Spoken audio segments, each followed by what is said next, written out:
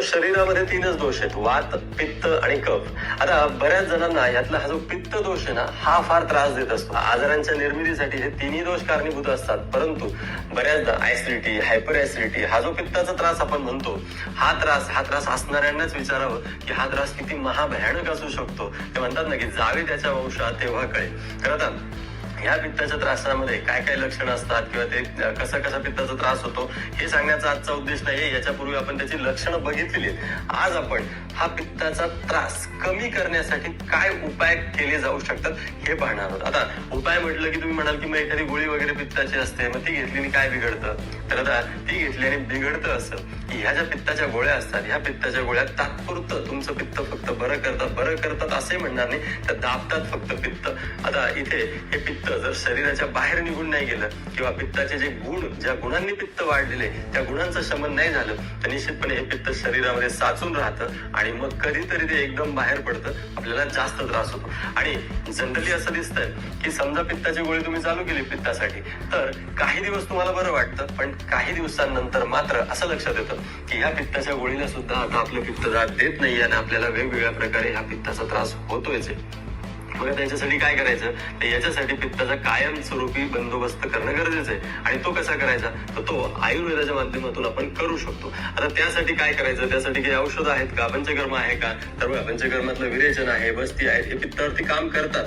तसंच औषधं आहेत का? भरपूर औषध आहेत. पण आजच्या या व्हिडिओमध्ये आपण आहारामध्ये असे काही पदार्थ आहेत का की ज्याच्याद्वारे आपण आपल्या शरीरातलं पित्त कंट्रोल करू शकतो ते बघणार आहोत. आणि अशा काही पदार्थांची, काही म्हणण्यापेक्षा अशा 10 पदार्थांची आपण आज माहिती घेणार आहोत की हे 10 पदार्थ जर आपण योग्य वेळी, योग्य अवस्थेमध्ये वापरले तर निश्चितपणे आपल्या शरीरामध्ये वाढलेले हे जे पित्त आहे ते आपण कमी करू शकतो. आणि आता या 10 पैकी कुठला पहिला पदार्थ आहे तो पाहण्यापूर्वी, जर तुम्ही या चॅनलवरती नवीन असाल, आता हा पहिल्यांदाच तुम्ही आपला व्हिडिओ बघत असाल, तर तुमच्यासाठी हा जो चॅनल आहे हा आयुर्वेदिक माहिती देणारा, आरोग्यविषयक माहिती देणारा चॅनल आहे. त्यामुळे तुम्हाला याच्यामध्ये रस असेल, इंटरेस्ट असेल तर आत्ताच्या आत्ता लगेच हा चॅनल सबस्क्राईब करा आणि त्याच्या शेजारचं त्याचे घंटीचं बटन आहे ते सुद्धा प्रेस करा, जेणेकरून आपल्या या चॅनलवरचे पुढचे काही व्हिडिओ आले की त्याचा मेसेज किंवा नोटिफिकेशन तुम्हाला येईल. यातला पहिला जो पदार्थ आहे तो म्हणजे मनुके.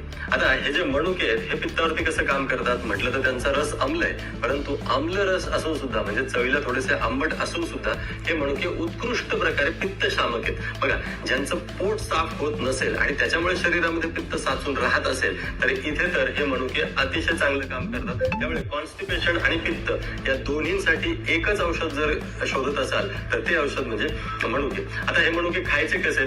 तर तुम्ही 10 ते 15 मनुके, मध्ये काळे असो नाही तर पिवळे असो, ते चावून खाऊ शकता किंवा त्या मनुक्यांचा काढा केला तरी चालतो. जर रात्री झोपताना अशा प्रकारे काढा केला तर निश्चितपणे शरीरात वाढलेली जी उष्णता आहे ती कमी होऊन जाते, पोट साफ होतं. तसंच तुम्हाला जर छातीत जळजळ होत असेल, घशात जळजळ होत असेल तर एक 8-10 मनुके जर थोडे क्रश केले आणि त्याच्यामध्ये मध मिक्स केलं आणि ते जर चाटण केलं तर निश्चितपणे छातीमध्ये होणारी, गळ्यामध्ये, घशामध्ये होणारी जी जळजळ आहे ती सुद्धा थांबते. आणि ह्या यादीतला दुसरा पदार्थ आहे तो म्हणजे डाळिंब. आता हे जे डाळिंब आहे हे कधी वापरायचं किंवा कुठे काम करतं? तर पित्ताचा त्रास असताना जर तुम्हाला गॅसेसचा सुद्धा त्रास असेल, म्हणजे तुमचं पोट जड पडत असेल किंवा पोटामध्ये गॅसेस तयार होत असतील आणि त्याच्यामुळे तुमच्या पित्ताचा त्रास अजून वाढत असेल तर निश्चितपणे तिथे डाळिंब काम करतं. डाळिंब कसं काम करतं की डाळिंब आपल्या तुरट आणि मधुर रसाने ते पित्त तर कमी करतच, प्लस डाळिंबामध्ये एक गुण आहे तो म्हणजे ते गॅसेस सुद्धा कमी करतं, वाताचं अनुलोमन करतं. आणि याचं कारण डाळिंब हे किंचित आम्ल सुद्धा असतं आणि आम्लम वातानुलोमनम असं आयुर्वेदाने म्हटलेलं आहे. थोडक्यात काय, तर जर तुम्हाला पित्ताबरोबर गॅसेसचा सुद्धा त्रास असेल तर डाळिंब हे तुमच्यासाठी परफेक्ट औषध आहे. शिवाय डाळिंब मेध्ये सुद्धा सांगितलेले. मेध्ये म्हणजे काय? तुमच्या मेंदूसाठी चांगलं. मग आता बऱ्याचदा असं दिसतं की काही ताणतणाव असतील आयुष्यामध्ये तर आपल्या शरीरातलं पित्त वाढतं आणि याला आयुर्वेदाने सुद्धा पुष्टी दिलेली आहे. आयुर्वेद असं सांगतोय की पित्त धरा कला तू मज्जा धरा कला. म्हणजे काय की स्ट्रेस, टेन्शन याच्यामुळे तुमच्या शरीरातली उष्णता किंवा पित्त वाढू शकतं आणि इथेच डाळिंब काम करतं. त्यामुळे जर तुम्हाला अशी काही लक्षणं असतील किंवा तुमच्या आयुष्यामध्ये असे काही ताणतणाव असतील आणि त्याच्यामुळे तुम्हाला जर पित्त होत असेल तर तिथे सुद्धा डाळिंब एक उत्कृष्ट औषध आहे. आणि आता पुढचं आणि माझं आवडतं औषध ते म्हणजे विश्वभेषज अर्थात सुंठ. सुंठीला आयुर्वेदाने विश्वभेषज असं नाव दिलेलं आहे. याचं कारण असं आहे की जगामध्ये असा कुठलाही आजार नाही किंवा जगामध्ये असा कुठलाही व्यक्ती नाही की ज्याला कधी ना कधी सुंठ चालणार नाही, म्हणजे त्याला कुठल्या ना कुठल्या अवस्थेमध्ये सुंठ चालणारच आहे. आता इथं पित्तासाठी ही सुंठ कशी काम करते तर बघा, बऱ्याचदा असं होतं की आपलं जे पित्त असतं हे अजीर्णातून तयार झालेलं असतं. आणि जेव्हा असं अजीर्ण म्हणजे काय, की एखादा पदार्थ आपण खाल्लाय तर तो व्यवस्थित पचला नाही तर तिथे सुद्धा पित्त तयार होतं, शरीरामध्ये अजीर्ण तयार होतं. तर हे असं अजीर्ण अधिक पित्त अशी जेव्हा अवस्था असते ना, थोडक्यात जर तुम्हाला मळमळ होत असेल, तोंडाला पाणी सुटत असेल, आम्लपित्ताचा त्रास झालेला असेल तुम्हाला, तर ही सुंठ तुमच्यासाठी एक उत्कृष्ट औषध आहे. कसं घ्यायचं तर जनरली सुंठ घेताना त्याच्यामध्ये थोडी साखर मिसळून घ्यावी. म्हणजे सुंठ अधिक साखर हे जे मिश्रण आहे, मी बऱ्याचदा सांगत असतो की समप्रमाणात सुंठ आणि साखर ही समप्रमाणात घ्यायची, ती बारीक करायची. म्हणजे पिठी साखर आणि सुंठ पावडर एकत्र करायची आणि ते मिश्रण घरामध्ये नियमितपणे ठेवून द्यायचं. जेव्हा केव्हा अशी काही लक्षणं असतील किंवा पित्त झाल्यासारखं वाटेल, जेवण थोडं जास्त झाल्यासारखं वाटेल, मळमळ वाटेल, तोंडाला पाणी सुटलेलं असेल, तर अशा वेळी आंबटकरपट ढेकर येत असतील, अशा वेळी ही सुंठ पावडर म्हणजे सुंठ आणि साखरेची ही जी पावडर आहे, ही अर्धा चमचा पावडर जर कोमट पाण्याबरोबर आपण घेतली तर निश्चितपणे आमाचंही पचन होतं आणि पित्ताचा जे काही त्रास असेल तो सुद्धा कमी होतो. आणि आता चौथा पदार्थ पित्तासाठी, अशा पित्तासाठी की ज्या पित्तामध्ये नुसती आग आहे, नुसती जळजळ आहे, पोटात आग पडते, पोटात जळजळ होते, आग इतकी आहे की भडका होतोय असं पेशंट सांगतात. तर इथे काय करायचं तर इथे थोडंसं दूध घ्यायचं. आता तुम्ही म्हणाले याच्यात काय विशेष असं सांगितलं, तर इथे आपण जनरली काय करतो, दूध घ्यायचं म्हटलं की दूध थोडंसं कोमट करून घेतो. तर तसं न घेता जर थंड दूध, आता थंड दूध म्हणजे लगेच फ्रीज मधलं घेण्याची गरज नाही, परंतु रूम टेम्परेचरचं जे नॉर्मल दूध आहे हे थंड दूध आपण जर 1 कप भर घेतलं तर निश्चितपणे पोटात पडलेली आग, छातीमध्ये घशामध्ये चाललेली जळजळ ही खूप चांगल्या प्रकारे थांबते. कारण आयुर्वेदाने असं सांगितलेलं आहे की दूध हे उत्कृष्ट पित्तशामक आहे. आणि पित्त कमी करणारा 5वा पदार्थ मी असं सांगेल तो म्हणजे आमसूल. आता हे आमसूल कधी काम करतं, कसं काम करतं तर बघा, आमसूल हे रसाने आम्ल रसाचं आहे. तर आम्लम वातानुलोमनम, त्यामुळे पोटामध्ये अडकलेला गॅस किंवा पोटामध्ये जर पोट जड वगैरे पडलेलं असेल तर तिथे ते काम करणारच आहे आणि त्या योगे ते पित्ताचं शमन करणारच आहे. परंतु हे जे आमसूल आहे हे विशेषतः जर तुमची खूप जास्त दगदग होत असेल, विशेषतः तुम्ही खूप उन्हात फिरत असाल आणि त्यामुळे शरीरामध्ये क्षारीयता वाढत असेल तर निश्चितपणे आमसुलाचं सरबत किंवा थोडंसं आमसूल जर आपण तसं चोखून खाल्लं तर आपल्या शरीरातली जी क्षारीयता वाढलेली आहे किंवा शरीरामध्ये असं पित्त की ज्याच्यामध्ये तीक्ष्णता जास्त आहे किंवा उष्णता जास्त आहे, हे जे गुण वाढलेले पित्ताचे हे कमी करण्यासाठी आमसुलाचा वापर होतो. त्यामुळे बऱ्याचदा आपण बघतो की उन्हातून तुम्ही कुठून फिरून आला तर आपल्याला आमसुलाचं सरबत किंवा काहीतरी आंबट सरबत प्यावंसं वाटतं, ते याच्यासाठी. मग आता इथे लिंबू सुद्धा आहे, पण लिंबापेक्षा सुद्धा पित्तशामक याचा जर विचार केला तर इथे आमसूल वर चढेल. आणि म्हणूनच तुम्ही बघितलं असेल की कुठलेही डाळ किंवा वरण करत असताना त्याच्यामध्ये थोडंसं आमसूल टाकलं जातं. विशेषतः तुरीची जर आमटी किंवा तुरीचं वरण करणार असाल तर त्याच्यामध्ये आमसूल हे टाकलं जातं. कशासाठी तर त्या तुरीचं पचन तर व्यवस्थित होणारच आहे किंवा त्या डाळीचं पचन तर व्यवस्थित याच्यामुळे होणारच आहे, परंतु त्याच्यामुळे जर पित्त होणार असेल तर हे पित्त कमी करण्याचं काम हे आमसूल करत असतं आणि म्हणून प्रत्येक वरणामध्ये किंवा डाळीमध्ये आमसूल टाकलं जातं. शिवाय ही डाळ खाताना त्याच्यामध्ये थोडंसं तूप पण टाकलं जातं. मग तुपाचाही काही रोल आहे का तर निश्चितच आहे. आयुर्वेदाने असं सांगितलेलं आहे की शरीरजाणाम दोषाणाम क्रमेण परमौषधम वस्तिर्विरेको वमनम तथा तैलम घृतम मधु. घृतम म्हणजे काय तर तूप, आणि हे जे तूप आहे हे तूप ह्या पित्ताचं परम औषध सांगितलेलं आहे. परम म्हणजे काय, सगळ्यात श्रेष्ठ नंबर 1चं औषध आहे.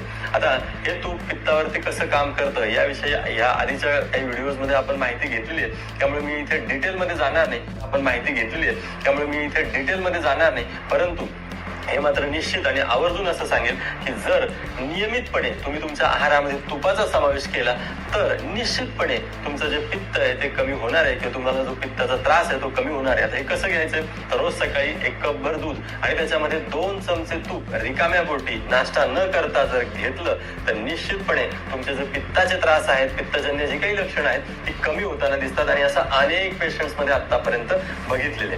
असं यानंतर पुढचा जो आपला पदार्थ आहे तो म्हणजे आवळा.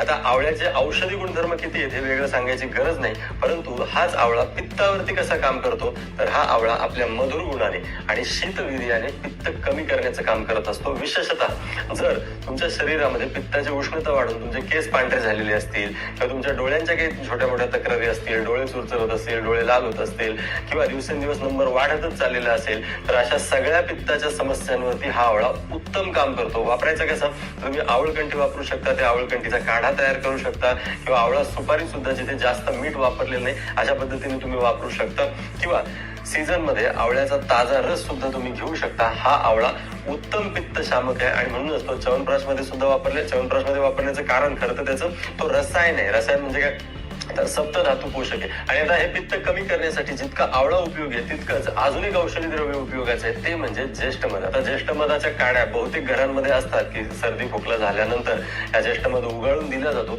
परंतु या ज्येष्ठ मधाचा उपयोग फक्त पित्तापुरता मर्यादित नाहीये. तर जर तुमच्या शरीरामध्ये पित्त वाढलेलं असेल आणि त्यामुळे तुमच्या माथ्याची आग होत असेल किंवा तुमच्या तळहाताची तळपायांची आग होत असेल, पोटात आग होत असेल, तर अशा सगळ्या ठिकाणी हे जे ज्येष्ठ मध आहे हे वापरता येतं. कसं वापरायचं, ज्येष्ठ मधाचं चूर्ण बाजारामध्ये मिळतं. हे ज्येष्ठ मधाचं चूर्ण मेध्ये सुद्धा सांगितलेलं आहे. मेध्ये म्हणजे काय, तर बुद्धिवर्धक. मग पुन्हा तेच की जर तुमचं पित्त स्ट्रेसमुळे, टेन्शनमुळे, दगदगीमुळे वाढत असेल तर तिथे सुद्धा तुम्ही ज्येष्ठ मध वापरू शकता, कारण ज्येष्ठ मधाला आयुर्वेदाने मेध्ये रसायनामध्ये त्याची गणती केलेली. मग आता हे ज्येष्ठ मध कसं वापरायचंय, तर बाजारामध्ये प्युअर ज्येष्ठ मधाची जी पावडर मिळते, ही पावडर 1 चमचा किंवा अर्धा चमचा पावडर आपण रोज सकाळी दुधामध्ये त्याच्यामध्ये तूप टाकून जर घेतलं तर मेध्ये पण काम होतं, शिवाय शरीरामधलं पित्त किंवा शरीरामधली उष्णता कमी करण्यासाठी ते उत्तम काम करतं. आणि असंच एक अजून महत्वाचं द्रव्य ते म्हणजे शतावरी. आता ही जी शतावरी आहे ही कडसर चवीची असते आणि हिचं जे वीर्य असतं ते शीतवीर्य असतं. ती आपल्या ह्या कडसर चवीमुळे आणि शीतवीर्यामुळे उत्तम प्रकारे पित्त शामक आहे. आम्ल पित्तामध्ये या शतावरीचं सिद्ध केलेलं घृत म्हणजे तूप वापरलं जातं. आता अनेक ज्या स्त्रियांच्या समस्या असतात त्याच्यामध्ये शरीरामध्ये पित्त वाढून हार्मोनल इम्बॅलन्स होऊन जेव्हा काही तक्रारी निर्माण होतात, मग त्या हेअरफॉल असेल, डोळ्यांच्या संदर्भात असतील, पाळीच्या संदर्भात असतील, वजन वाढणं, वजन कमी होणं या संदर्भात असेल, अशा सगळ्या तक्रारींवर ही शतावरी उत्तम काम करते. आता ही फक्त काही स्त्रियांमध्येच पित्त कमी करण्याचं काम करते का, तर निश्चितपणे नाही. जिथे जिथे पित्त वाढलेले आहे, जिथे जिथे उष्णता वाढलेली आहे आणि हार्मोनल इम्बॅलन्स झालेला आहे, धातुक्षय झालेला आहे आणि त्याच्यामुळे पित्त वाढलेले आहे, अशा सगळ्या कंडिशन मध्ये, मग ते स्त्रियांमध्ये असो किंवा पुरुषांमध्ये असतो, ही शतावरी पित्त कमी करण्याचं उत्तम काम करत असते. आम्लपित्तामध्ये तर ती उत्तम काम करतेच करते. आता या शतावरीबद्दल आपल्या चॅनलवरती सविस्तर काही असा व्हिडिओ नाहीये, परंतु जर तुमची इच्छा असेल तर कमेंट बॉक्समध्ये लिहा की आम्हाला शतावरी कशी वापरावी, शतावरीचे अजून काय गुणधर्म आहेत का, हे ऐकण्याची इच्छा आहे. नक्कीच आपण त्यावर सुद्धा एक व्हिडिओ बनवूया. आता यानंतरचं शेवटचं आणि पुढचं द्रव्य म्हणजे गैरिक. आता गैरिक म्हणजे काय, तर ज्याला सोनकाव किंवा सोनगेरू असं म्हटलं जातं. ही एक प्रकारची माती असते, लाल माती असते. आता ह्या मातीचा पित्त कमी करण्यासाठी कसा उपयोग होतो, तर आयुर्वेद असं सांगतोय की जेव्हा हे पित्त उष्ण गुणाने वाढतं आणि द्रव गुणाने सुद्धा वाढतं, अशा वेळेस हे जे गेरू आहे किंवा ज्याला गैरिक असं म्हणतात, याचा उपयोग आपण पित्त कमी करण्यासाठी करू शकतो. फक्त हा गेरू वापरताना किंवा गैरिक वापरताना तो अगदी कच्चाच वापरू नये, तर एक अर्धा चमचा तूप कढईमध्ये सोडून थोडासा गैरिक त्याच्यामध्ये टाकून तो थोडासा भाजून घ्यावा, जेणेकरून हा गैरिक पचायला लघु होतो. तसंच त्याच्यामध्ये शेवटी माती येते, त्याच्यामध्ये थोडी वृक्षता असते, कोरडेपणा असतो, हा कोरडेपणा त्या तुपाने कमी होतो. आणि अशा पद्धतीने जर भाजून किंवा तुपामध्ये भाजून घेतलेला जो गैरिक आहे, जर तो तुम्ही वापरला तर निश्चितपणे तुमच्या हातापायांची जळजळ, हातापायांची आग होणे, डोळ्यांची आग होणे, माथ्याची आग होणे किंवा छातीमध्ये, घशामध्ये कुठे आग होत असते, तर अशा सगळ्या, विशेषतः भगभग जिथे होत आहे, अशा सगळ्या आगीमध्ये, अशा सगळ्या पित्तामध्ये हा गैरिक उत्तम काम करतो. आणि जर हे पित्त द्रव गुणाने वाढलेलं असेल तर ते पित्त कमी करण्यासाठी, आता द्रव गुणाने वाढलेलं पित्त आम्ही कसं ओळखायचं डॉक्टर, तर बघा जनरली ज्याला GERD म्हणतात, गॅस्ट्रोइसोफेजियल रिफ्लेक्स डिसीज, म्हणजे काहीतरी वर येते, आंबट करपट गुळणी वर येते किंवा कडसर असं पाणी वर येते, याला GERD असं संबोधलं जातं. तर अशा पित्ताच्या त्रासांमध्ये किंवा असं जेव्हा पित्त आपल्या द्रव गुणाने वाढतं आणि शरीरामध्ये त्रास देतं, किंवा असं पित्त जे अगदी रक्तापर्यंत जातं आणि मग घोळणा फुटतोय किंवा स्त्रियांच्या बाबतीत अंगावरून खूप जास्त जात आहे किंवा लघवी वाटे कधी कधी रक्त जातं किंवा मुळव्याचा काही त्रास आहे, इथे सुद्धा रक्त जातं, तर हे जे गैरिक आहे, हे गैरिक अशा पित्ताचा सुद्धा समूळ नायनाट करण्यासाठी प्रसिद्ध आहे. कारण त्याचा जो रस आहे तो कषाय रस आहे आणि कषाय रस हा स्तंभन करायचं काम करत असतो, शिवाय कषाय रस हा रक्तशुद्धी करण्याचं सुद्धा काम करत असतो. आणि त्याच्यामुळेच असं पित्त की जे इतकं उष्ण आहे किंवा इतकी शरीरात उष्णता वाढलेली आहे की त्याचा परिणाम अगदी तुमच्या रक्तावर झालेला आहे, अशी कंडिशन असेल, तर इथे मी मागाशी सांगितल्याप्रमाणे जर गैरिक शुद्ध करून म्हणजे तुपामध्ये थोडासा भाजून जर तुम्ही वापरला तर निश्चितपणे या सगळ्या तक्रारी कमी होताना दिसतात. ही सगळी जी औषधं आहेत ही सगळी तुम्ही जशीच्या तशी लगेच वापरायची का बघा, तर काही कंडिशन मध्ये जर तुम्हाला ही औषधं माहित असतील, तुम्हाला या औषधांचा वारंवार परिचय असेल, उदाहरणार्थ ज्येष्ठ मध नेहमीच तुमच्या घरात आहे किंवा आवळा आपण नियमितपणे वापरू शकतो किंवा शतावरीशी तुमचा परिचय आहे तर तुम्ही नक्कीच वापरू शकता. पण जर तुम्हाला याच्याबद्दल काही कन्फ्युजन असेल की हे औषध नक्की किती वापरायचंय, किती प्रमाणात वापरायचंय, कधी वापरू, कशासोबत घेतलेलं चालेल आणि माझ्या ह्या त्रासासाठी हे नक्की पर्टिक्युलर आहे का, तर अगदी सोपं आहे. जर तुम्हाला अशी काही शंका असेल तर जवळच्या आयुर्वेदिक डॉक्टरना विचारा. असो तर ही होती पित्त कमी करणाऱ्या काही पदार्थांची लिस्ट. आता एवढेच पदार्थ आहेत का, एवढेच औषध आहेत का, तर निश्चितच नाही. आयुर्वेदामध्ये अशा अनेक औषधं, अनेक पदार्थ, अनेक द्रव्य सांगितलेले आहेत. परंतु आज इथे निवडताना आपण असे पदार्थ निवडलेले आहेत की जे आपल्या नेहमीच्या परिचयातले आहेत आणि जे इझिली अवेलेबल सुद्धा होऊ शकतात. तर मित्रांनो, याबद्दल तुमच्या काही शंका असतील, प्रश्न असतील तर त्या सुद्धा तुम्ही कमेंट बॉक्स मध्ये नक्की विचारा. व्हिडिओ, ही माहिती, हा आयुर्वेद तुम्हाला जर आवडला असेल तर लाईक जरूर करा, शेअर जरूर करा आणि चॅनल तुम्ही अजूनही सबस्क्राईब नसेल केलेला तर चटकन